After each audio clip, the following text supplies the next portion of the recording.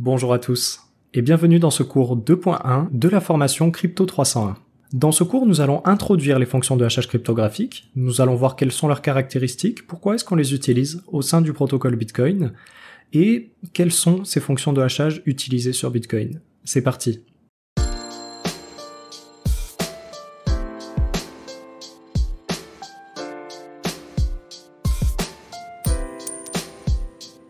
Le premier type d'algorithme cryptographique utilisé dans Bitcoin regroupe les fonctions de hachage cryptographique. Elles sont utilisées à de nombreuses reprises dans le protocole. Alors, le hachage, qu'est-ce que c'est ? Eh bien, tout simplement, c'est un procédé qui va permettre de mapper une chaîne de bits de longueur arbitraire, choisie par l'utilisateur, choisie par le logiciel, à une chaîne de bits de longueur fixe. En d'autres termes, la fonction de hachage prend en entrée, ou input en anglais, une information de taille arbitraire pour la convertir en une empreinte de taille fixe en sortie ou output en anglais.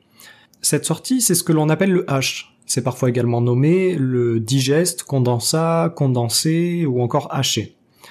Donc ici, vous avez un exemple directement sur la diapositive.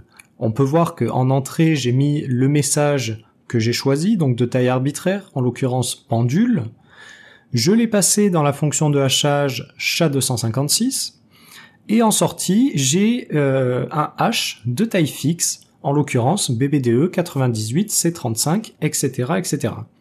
Ici, on est en format hexadécimal sur la sortie. En général, on exprime un hash en format hexadécimal.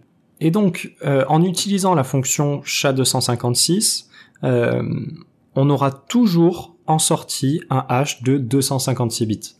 Donc ça, c'est vraiment la nature de la fonction de hachage cryptographique. On prend une information de taille arbitraire, on la passe dans la fonction de hachage, et ça nous permet d'avoir une information de taille fixe en sortie, quelle que soit la taille de l'entrée. Mis à part sa nature, dont je viens de vous parler à l'instant, la fonction de hachage cryptographique va également disposer de certaines caractéristiques qui vont permettre de l'utiliser dans certaines applications pratiques, dans des logiciels, dans des protocoles. La première caractéristique de la fonction de hachage cryptographique, ça va être l'irréversibilité, ou en termes techniques, la résistance à la préimage. Alors, l'irréversibilité, elle se vérifie lorsque le calcul du hash, sachant l'information en entrée, peut être réalisé facilement, mais le calcul inverse, c'est-à-dire le calcul de l'information en entrée sachant le hash, est impossible. C'est ce que l'on appelle une fonction à sens unique ou trapdoor function. Si on reprend notre exemple rapidement, ici on peut voir qu'avec notre entrée pendule, sachant notre entrée pendule, que vous voyez juste là, on la passe dans la fonction de hachage SHA-256. On peut obtenir facilement la sortie BBDE 98C35, etc., etc., etc. Par contre, si on a uniquement connaissance du hash BBDE 98C35 et que l'on souhaite trouver l'entrée, eh bien le calcul est impossible. C'est-à-dire que la fonction de hachage, en l'occurrence ici on a utilisé SHA-256, mais c'est valable pour toutes les fonctions de hachage cryptographiquement sûres, peut être empruntée très facilement dans un sens, entrée vers sortie, mais le sens inverse, sortie vers entrée, est impossible. C'est une fonction à sens unique. Ensuite, la deuxième caractéristique d'une fonction de hachage cryptographique, c'est la résistance à la falsification. Cette caractéristique est vérifiée uniquement si la moindre petite modification sur le message en entrée résulte en un hash profondément différent en sortie. Ainsi, si nous reprenons notre exemple avec pendule qui donne le hash BBDE 98C35 en utilisant la fonction de hachage SHA-256, donc c'est ce que l'on voit ici sur le premier schéma. C'est le hachage que nous avions étudié juste avant. Si je rajoute simplement un caractère sur mon entrée, donc c'est ce que j'ai fait ici dans le deuxième exemple, j'ai rajouté simplement le chiffre 2 sur mon entrée pendule, ce qui donne pendule 2.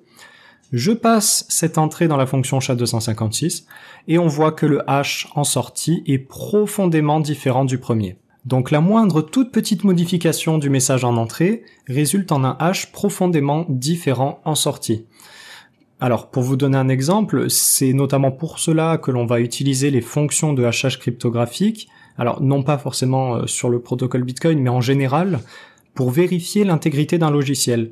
On utilise une fonction de hachage sur le logiciel que l'on vient de télécharger pour vérifier que celui-ci n'a pas été modifié par rapport à l'original.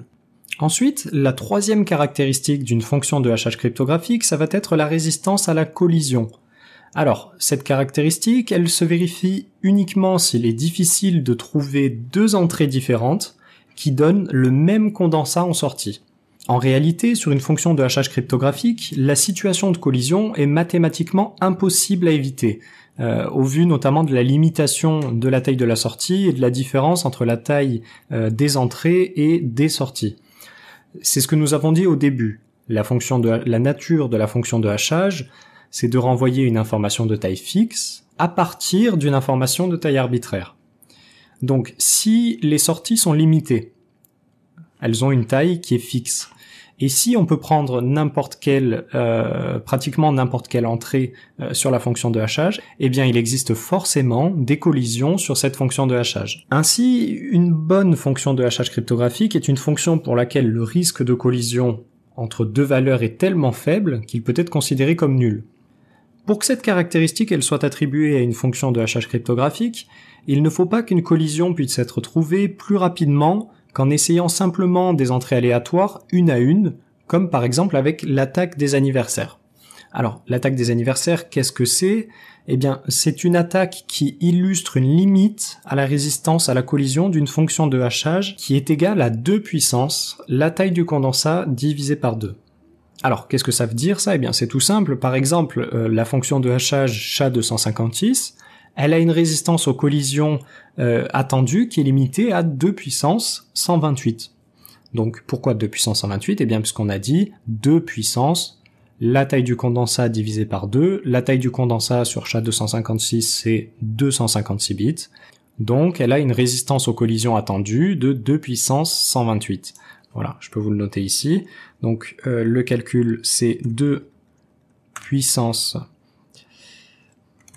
256 divisé par 2, et donc c'est égal à 2 puissance 128. Pour SHA-256, on parle ici. Alors, concrètement, à quoi est-ce que ça correspond, ce 2 puissance 128 ?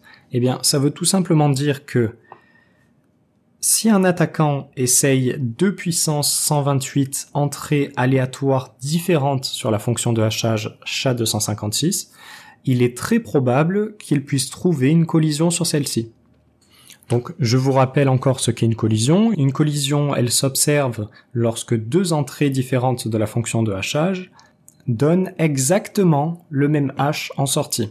Et donc ça, c'est embêtant. On ne veut pas que notre fonction de hachage dispose de collision. On veut qu'elle soit résistante aux collisions. Donc, par exemple, sur SHA-256, 2 puissance 128, c'est un nombre qui est tellement grand que l'on peut admettre que pour deux valeurs distinctes en entrée de la fonction SHA-256, il est presque impossible d'obtenir exactement le même hash en sortie. Donc cette caractéristique de résistance aux collisions, elle n'est par exemple plus observée sur les fonctions de la famille SHA-0 et de la famille SHA-1, ou également MD5, des anciennes fonctions de hachage que l'on utilisait auparavant, pour lesquelles on a trouvé des façons de calculer des collisions plus rapides que par une attaque des anniversaires, et donc aujourd'hui, ces fonctions de hachage sont considérées comme désuètes et souvent déconseillées. Alors, je reviens rapidement sur le fait que les collisions sont impossibles à éviter au vu de la limitation de la taille de la sortie. Mathématiquement, c'est ce que l'on appelle le principe des tiroirs, ou en anglais, pigeonhole principle. Alors, qu'est-ce que ça veut dire, ce principe des tiroirs ? Eh bien, par exemple, imaginons que vous ayez 10 paires de chaussettes et seulement 8 tiroirs, et que vous devez absolument ranger toutes vos paires de chaussettes. Eh bien, vous ne pourrez pas mettre une seule paire de chaussettes par tiroir. Vous aurez forcément certains tiroirs qui auront plusieurs paires de chaussettes, donc vous aurez forcément certains tiroirs qui ont une collision. C'est exactement pareil sur une fonction de hachage. Étant donné que la sortie, par exemple sur SHA-256, est limitée à 256 bits, si vous pouvez avoir des entrées supérieures à 256 bits, eh bien dans ce cas, la situation de collision est impossible à éviter. C'est le principe des tiroirs. Ensuite, je vous ai également noté ici sur le diaporama, vous pouvez voir la résistance à la seconde préimage. Alors, la résistance à la seconde préimage, c'est une quatrième caractéristique que l'on peut observer sur une fonction de hachage cryptographique, mais qui n'est pas souvent mise en avant. Alors, pourquoi elle n'est pas mise en avant? Eh bien, tout simplement parce qu'elle dépend de la résistance aux collisions. S'il y a résistance aux collisions sur la fonction de hachage, il y a forcément résistance à la seconde préimage. La résistance à la seconde préimage, ça va être tout simplement, étant donné une information en entrée qui nous est imposée, on doit trouver une seconde entrée différente de la première qui nous donne une collision sur le hachage en sortie de la fonction. Donc finalement, on comprend que c'est similaire à la résistance aux collisions, mis à part que l'on a simplement une information en entrée qui nous est imposée, alors que pour trouver une collision, on peut choisir librement les deux entrées de la fonction de hachage. Donc c'est plus difficile sur une fonction de hachage de trouver une seconde préimage que de trouver une collision.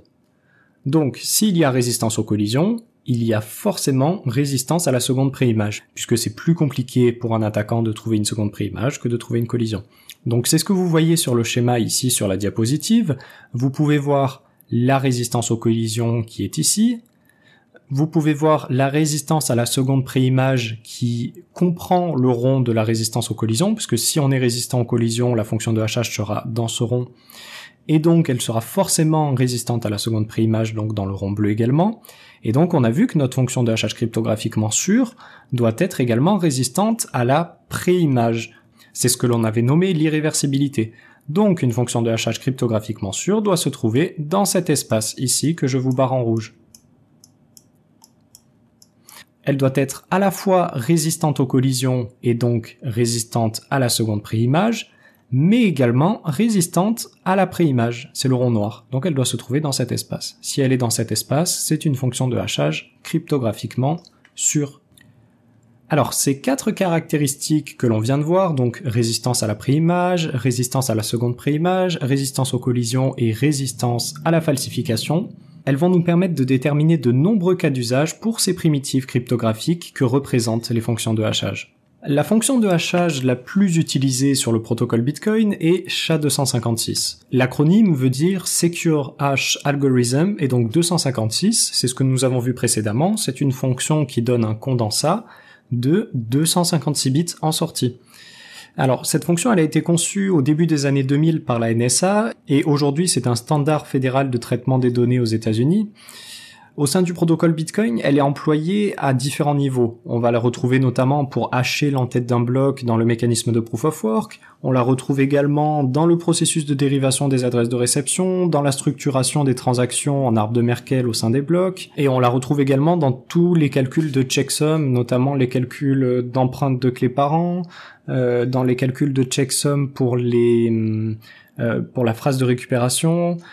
Donc évidemment, on va voir toutes ces applications au fur et à mesure des prochains chapitres. Mais là, c'est simplement pour vous donner un panorama de toutes les fonctions de hachage utilisées sur Bitcoin. Alors, ensuite, on utilise aussi dans Bitcoin sa variante SHA-512, qui fait partie de la même famille des SHA-2, mais qui produit, elle, un condensat, comme son nom l'indique, de 512 bits. Alors, celle-ci, elle n'est pas implémentée directement dans le protocole Bitcoin. On la retrouve plutôt au sein des algorithmes qui sont utilisés pour la dérivation. Et ces algorithmes, on va les étudier dans le 3e cours de ce chapitre. Donc, ce sont HMAC et PBKDF. Enfin, la 3e fonction de hachage utilisée dans le protocole Bitcoin est RIPMD 160. Alors, comme son nom l'indique, elle produit un condensat de 160 bits, donc un condensat plus petit que pour SHA-256. Et c'est pour ça qu'on l'utilise sur le protocole Bitcoin. Ça va être principalement pour réduire une empreinte à 160 bits, pour réduire la place qui est prise par une empreinte. On va l'utiliser notamment dans les calculs d'empreintes de clés parents. On va l'utiliser également dans la dérivation d'une adresse de réception que nous verrons dans le dernier chapitre de cette formation. Et donc, simplement, je ne vous ai pas dit, cet acronyme, cela veut dire Race Integrity Primitive Evaluation Message Digest pour RIPMD 160.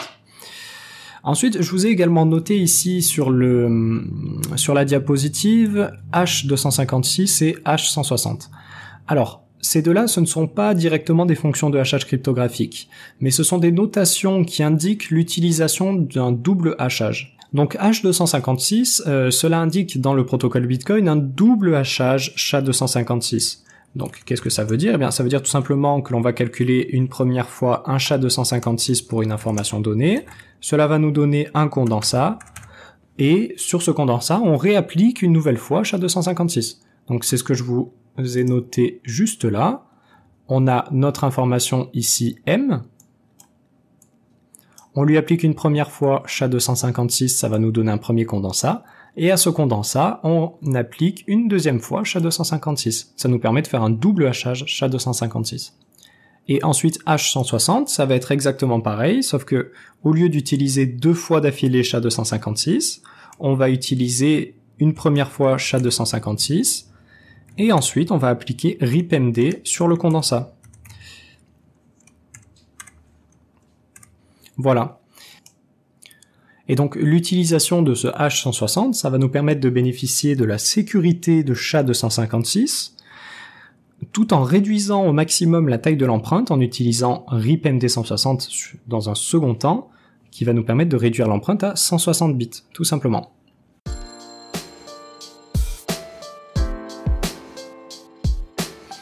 Alors pour conclure ce premier cours sur les fonctions de hachage cryptographique, je vais vous rappeler rapidement tout ce que l'on a dit. Je vais vous faire un condensat de ce cours. Alors nous avons vu au début de ce cours que la nature de la fonction de hachage cryptographique, l'objectif de la fonction de hachage cryptographique, ça va être de nous renvoyer une information de taille fixe à partir d'une information de taille arbitraire, choisie par l'utilisateur, choisie par le logiciel, choisie par le protocole. Ensuite, au-delà de cette nature, la fonction de hachage cryptographique doit respecter certaines caractéristiques pour être réputée sûre. La première caractéristique, ça va être l'irréversibilité. Nous avions vu que le terme technique exact était la résistance à la préimage. C'est-à-dire qu'il est très facile de trouver le hash en sortie de la fonction de hachage si on connaît l'entrée, mais qu'il est impossible de trouver l'entrée à partir uniquement du hash de sortie. Donc ça fonctionne dans un sens, mais ça ne fonctionne pas dans l'autre. Ensuite, nous avons vu que la deuxième caractéristique d'une fonction de hachage cryptographique, c'est la résistance à la falsification. Cette caractéristique, elle se vérifie si la moindre toute petite modification de l'information en entrée résulte en un hash profondément différent en sortie.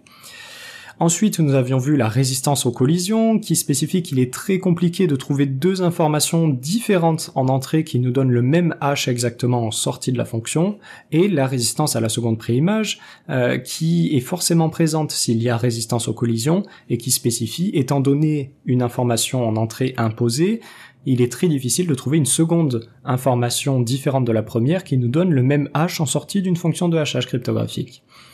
Voilà, donc ce sera tout pour ce cours. Dans le prochain cours, le 2.1, nous allons étudier plus en détail la fonction de hachage SHA-256. Nous allons voir exactement qu'est-ce qui se passe dans cette boîte noire SHA-256, quelles sont les mathématiques qui permettent de déboucher sur les caractéristiques que l'on vient de voir dans ce premier cours. Je vous invite à cliquer tout de suite sur le deuxième cours pour continuer la formation. À tout de suite.